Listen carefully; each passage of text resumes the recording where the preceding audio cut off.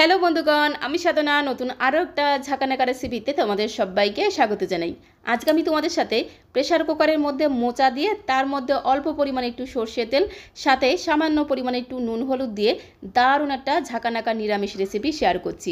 মোচার এই নিরামিষ রেসিপিটা একবার বানিয়ে খেলে এর স্বাদ মুখে লেগে থাকবে আজীবন। খেতে জাস্ট অসম্ভব সুস্বাদু হয়। গরম গরম ভাতের সাথে আর কিচ্ছু লাগবে না, শুধু এই মোচার এই রেসিপিটা দিয়েই কিন্তু সবটুকু ভাতে নিমেষেই খাওয়া হয়ে যাবে। তার জন্য এখানে আমি একটা বড় সাইজের মোচা নিয়েছি। মোচার এই যে খোলাগুলো, এগুলো দেখো একদম পুরো নৌকোর মতো, জলের মধ্যে ভাসিয়ে দিলে দেখতে কিন্তু দারুণ লাগে।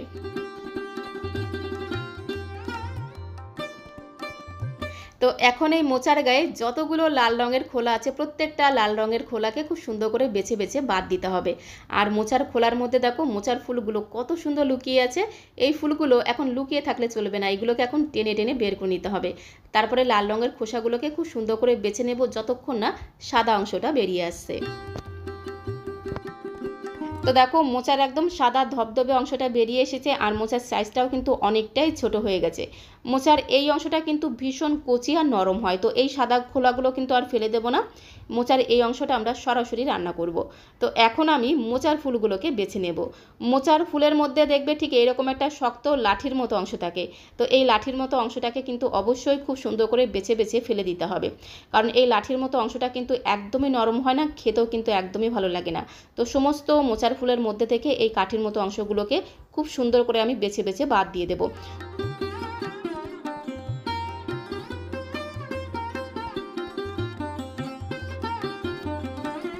তো সমস্ত মোচার ফুলের মধ্যে থেকে শক্ত লাঠিটাকে বের করে নিয়েছি, আর কতগুলো দেখো শক্ত লাঠির মতো অংশ বেরিয়েছে। এইগুলো দেখতে অনেকটা ইয়ারবাডের মতো, তো দেখো এগুলোকে কিন্তু অবশ্যই ফেলে দিতে হবে। তারপরে মোচার ফুল আর মোচাটাকে খুব ভালো করে একটু জল দিয়ে ধুয়ে নিতে হবে। তো এখন আমি এই মোচাটাকে একটু মাঝখান থেকে দুফালি করে এইভাবে কেটে নেব, তাহলে সেদ্ধ করে নিতে সুবিধা হবে। আর মোচার গায়ে ঠিক এরকম করে একটু ছোটো ছোটো করে চির লাগিয়ে দেব, তাহলে মোচাটা কিন্তু আরও তাড়াতাড়ি সেদ্ধ হয়ে যাবে।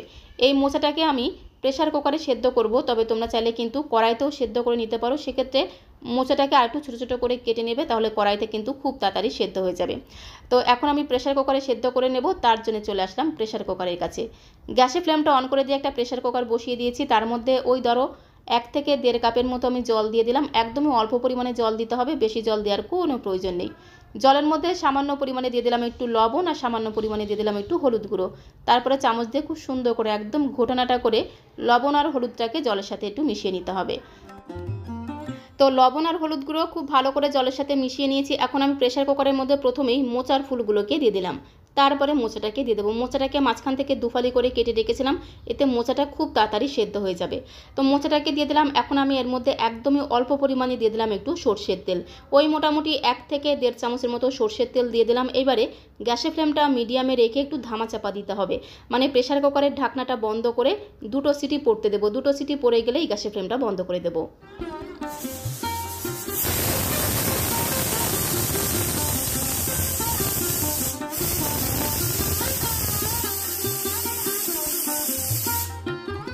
তো এই প্রেসার কুকারে 2টো সিটি পড়ে গেলে গ্যাসের ফ্লেমটা বন্ধ করে দিয়ে স্ট্যান্ডিং টাইমে রেখে দিয়েছিলাম। যতক্ষণ না প্রেসার কুকারের মধ্যে থেকে প্রেসারটা অটোমেটিক্যালি রিলিজ হয়ে যাচ্ছে ততক্ষণ অবধি রেখে দিতে হবে। মোটামুটি 4 থেকে 5 মিনিট রেখে দিয়েছিলাম, আর প্রেসারটা যখন অটোমেটিক্যালি রিলিজ হয়ে গেছে তারপরে ঢাকনাটা খুলে নিলাম। মোচাটা দেখো কত সুন্দর সেদ্ধ হয়ে গেছে। মোচাটা সেদ্ধ হয়ে যাওয়ার পরে এরকম একটা ঝাঁঝরি থালার মধ্যে নামিয়ে নিতে হবে, তাহলে এক্সট্রা যে মোচা সেদ্ধ করা জলটা থাকবে সেই জলটা কিন্তু ঝরে যাবে। আর মোচা সেদ্ধ করার সময় কিন্তু খুব বেশি জল দেবে না, একদমই অল্প পরিমাণে ওই 1 থেকে 1.5 কাপের মতো জল দিয়ে মোচাটাকে সেদ্ধ করে নিতে হবে। মোচাটা কিন্তু খুব সুন্দরভাবে সেদ্ধ হয়ে গেছে, একদমই নরম হয়ে গেছে। এখন এই মোচাটাকে একটু ঠান্ডা করে নিতে হবে। তো মোচাটা ওইদিকে ঠান্ডা হতে থাক, ততক্ষণে আমি একটা মশলা বেটে নেব। তো মশলাটা বাটার জন্য আমি শিল নোড়া নিয়েছি, শিলের মধ্যে আমি মশলাটা বেটে নেব।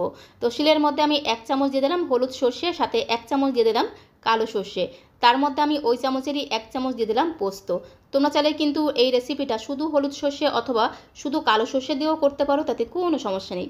আমি যেহেতু একটা বড় সাইজের মোচা নিয়েছি, তাই এখানে 1 চামচ করে হলুদ সর্ষে 1 চামচ করে কালো সর্ষে দিয়েছি। তোমরা চাইলে কিন্তু সর্ষের পরিমাণটা আরও একটু কম করেও নিতে পারো, তাতেও কিন্তু কোনো সমস্যা নেই। আর একটা কাঁচা লঙ্কা দিয়ে দিলাম, তারপরে সামান্য পরিমাণে একটু জলে ছিটে দিয়ে এই সর্ষে পোস্তটাকে একসাথে একদম মিহিভাবে বেটে নেব।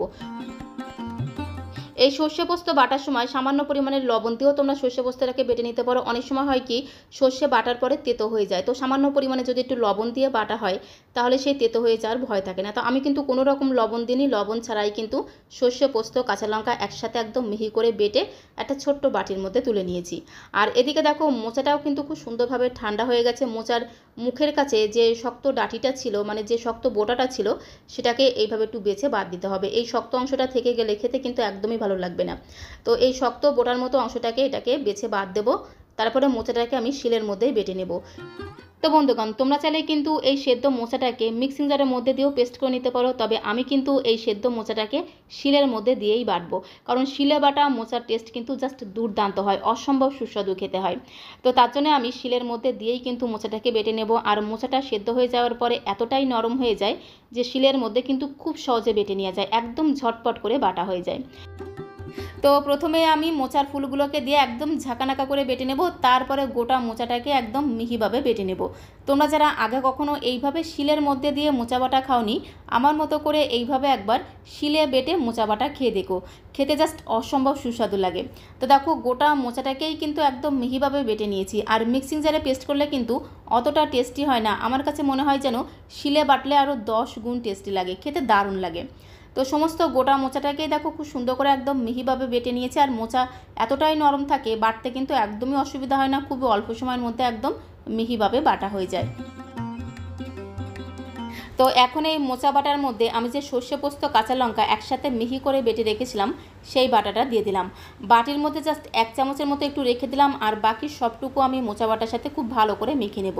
আর এইভাবে হাতের সাহায্যে খুব ভালো করে একটু মিশিয়ে রাখলে রান্নাটা করতে কিন্তু ভীষণ সুবিধা হবে। আর আজকে যেহেতু আমি সম্পূর্ণ নিরামিষভাবে মোচা বাটা রান্না করছি, তাই যদি একটু সর্ষে পোস্ত বাটা দিয়ে রান্না করা হয় খেতে কিন্তু অসম্ভব সুস্বাদু হবে। তো দেখো খুব ভালো করে মেখে নিয়েছি, এখন একটা পাত্রের মধ্যে আমি তুলে নেব। আর এর মধ্যে আমি আরও 2-1টা উপকরণ মেশাবো, যার কারণে এই মোচা বাটার টেস্ট আরও দ্বিগুণ বেড়ে যাবে। তো এখন রান্নাটা করে নিতে হবে, তার জন্য চলে আসলাম কড়াইয়ের কাছে। গ্যাসের ফ্লেমটা অন করে দিয়ে একটা কড়াই বসিয়ে দিয়েছি। কড়াইটা একটু গরম হয়ে গেলে কড়াইয়ের মধ্যে আমি 3 চামচ দিয়ে দিলাম সর্ষের তেল। যে কোনো বাটা বা ভর্তা মানেই হচ্ছে সর্ষের তেল। তেলের পরিমাণটা একটু বেশি দিতে হবে, তাহলে খেতে দারুণ লাগবে। তেলের মধ্যে 2টো শুকনো লঙ্কাকে দিয়ে খুব সুন্দর করে একদম ঘোটানাটা করে দেখো লালচে করে ভেজে নিয়েছি। তারপরে একটা বাটির মধ্যে আমি তুলে নিলাম। আর এই শুকনো লঙ্কা দুটো আমি সবার শেষে ব্যবহার করব, যার কারণে ঘ্রাণটা কিন্তু দুর্দান্ত হবে। তো এখন ওই তেলের মধ্যে আমি মোচা বাটাটা দিয়ে খুব ভালো করে তেলের সাথে একদম ঘোটানাটা করে মিশিয়ে নেব। তো মোচা বাটাটাকে তেলের মধ্যে দিয়ে খুব ভালো করে এইভাবে খুন্তি দিয়ে চেপে চেপে মিশিয়ে নিতে হবে। এখন মনে হচ্ছে তেলের পরিমাণটা একটু বেশি, কিন্তু খুব ভালো করে মেশানোর পরে একদমই কিন্তু তেলের পরিমাণটা বেশি মনে হবে না। তো দেখো খুব সুন্দর করে মিশিয়ে নিয়েছি। এখন আমি এর মধ্যে স্বাদ মতো দিয়ে দেবো লবণ, আর পরিমাণ মতো সামান্য পরিমাণে দিয়ে দেবো একটু হলুদের গুঁড়ো। আর আমি এর মধ্যে 3 থেকে 4 চামচের মতো দিয়ে দেবো ফ্রেশ নারকেল কোড়া। নারকেলটাকে আগেই আমি কুড়িয়ে রেখেছিলাম। আর এইভাবে হাত দিয়ে খুব ভালো করে চেপে চেপে নারকেলের মধ্যে যে দুধটা আছে সেই দুধটাকে একটু এইভাবে বের করে নিতে হবে। আর এইভাবে যদি নারকেলটাকে একটু চটকে এই মোচা বাটার মধ্যে দেওয়া হয়, মোচা বাটার টেস্ট কিন্তু দ্বিগুণ বেড়ে যায়, খেতে জাস্ট অসম্ভব সুস্বাদু হয়। তো দেখো নারকেলটাকে খুব ভালো করে চটকে নিলাম। এবারে মোচা বাটার মধ্যে দিয়ে খুব সুন্দর করে একদম ঘোটানাটা করে একটু মিশিয়ে নেব। তারপরে গ্যাসের ফ্লেমটা মিডিয়াম টু লোতে রেখে মোটামুটি 4 থেকে 5 মিনিট সময় ধরে এইভাবে একটু নাড়াচাড়া করে মোচা বাটাটাকে রান্না করে নিতে হবে। তাহলে মোচা বাটার মধ্যে যে জলীয় ভাবটা আছে সেই জলীয় ভাবটা কিন্তু অনেকটাই শুকিয়ে যাবে। আর এইভাবে একটু নাড়াচাড়া করে রান্না করতে করতেই দেখবে কড়াইতে বেশ লেগে লেগে আসতে, আর খুব সুন্দর একটা নারকেল ভাজার ঘ্রাণ কিন্তু বেরিয়ে আসবে। তখনই বুঝে নিতে হবে যে মোচা বাটাটা কিন্তু একদমই রান্না করা হয়ে গেছে। তো দেখো কড়াইতে লেগে লেগে আসছে, যখন দেখবে এরকম কড়াইতে একটু লেগে লেগে আসছে, তখন আমি এর মধ্যে 1/2 চামচ দিয়ে দেবো চিনি। চিনিটা কিন্তু অবশ্যই দিতে হবে, তাহলে একটু মিষ্টি মিষ্টি খেতে হবে, খেতে কিন্তু দারুণ লাগবে। তো এখানে আমি 1/2 চামচের মতো চিনি দিয়ে দিলাম। আর যে 2টো শুকনো লঙ্কা আমি ভেজে রেখেছিলাম একটু লালচে করে, সেই শুকনো লঙ্কা দুটোকে এইভাবে একটু হাতের সাহায্যে খুব ভালো করে ডলে ডলে এইভাবে একটু গুঁড়ো করে নেব। তো শুকনো লঙ্কা গুঁড়োটাকে ঠিক এই সময় দিতে হবে, তাহলে খুব সুন্দর টেস্ট হবে, সাথে সাথে ঘ্রাণটাও কিন্তু দুর্দান্ত হবে। তো এখানে আমি মাত্র 2টো শুকনো লঙ্কাকে ভেজে গুঁড়ো করে দিলাম। তোমরা যারা একটু ঝাল খেতে বেশি পছন্দ করো, 3-4টে শুকনো লঙ্কাকে ভেজেও কিন্তু গুঁড়ো করে দিতে পারো, এতে ফ্লেভারটা কিন্তু আরও বেশি সুন্দর হবে। সবশেষে আমি এর মধ্যে 2 চামচ দিয়ে দেবো কাঁচা সর্ষের তেল। সবশেষে যদি এইভাবে একটু কাঁচা সর্ষের তেল দেওয়া হয়, খুব সুন্দর একটা ঝাঁঝালো ঘ্রাণ কিন্তু পাওয়া যায়। মিনিটখানেক সময় ধরে খুব সুন্দর করে একটু ঘোটানাটা করে মিশিয়ে নেব। আর মেশাতে মেশাতেই দেখবে কি সুন্দর একটা ঘ্রাণ তোমরা পাবে। তো দেখো খুব সুন্দর করে এদিক ওদিক যেদিক সেদিক দিয়ে একটু নেড়ে ছেড়ে মিশিয়ে নিয়েছি। মোচা বাটা কিন্তু একদমই রেডি হয়ে গেছে। এরকম করে একটু শুকনো শুকনো করে রান্না করতে হবে, তাহলে গরম গরম ভাতের সাথে খেতে দারুণ লাগবে। নামানোর আগে আমি যে 1 চামচের মতো কাঁচা সর্ষে পোস্ত বাটা রেখে দিয়েছিলাম, সেখান থেকে 1/2 চামচ কাঁচা সর্ষে পোস্ত বাটা দিয়ে দিলাম। তোমরা যারা একটু কাঁচা সর্ষের ঝাঁঝালো ঘ্রাণ পছন্দ করো তারা কিন্তু লাস্টে 1 চামচ কাঁচা সর্ষে পোস্ত বাটা দিতে পারো, তাহলে ফ্লেভারটা কিন্তু দারুণ হবে। তো এখন আমি একটা বোলের মধ্যে নামিয়ে নেব। আর নামাতে নামাতে তোমাদের কাছে একটাই রিকোয়েস্ট করব, আজকে এই প্রেশার কুকারের মধ্যে মোচা দিয়ে দারুণ স্বাদের এই মোচা বাটার রেসিপিটা তোমাদের কাছে কেমন লাগলো অবশ্যই কমেন্ট বক্সে লিখে জানিও।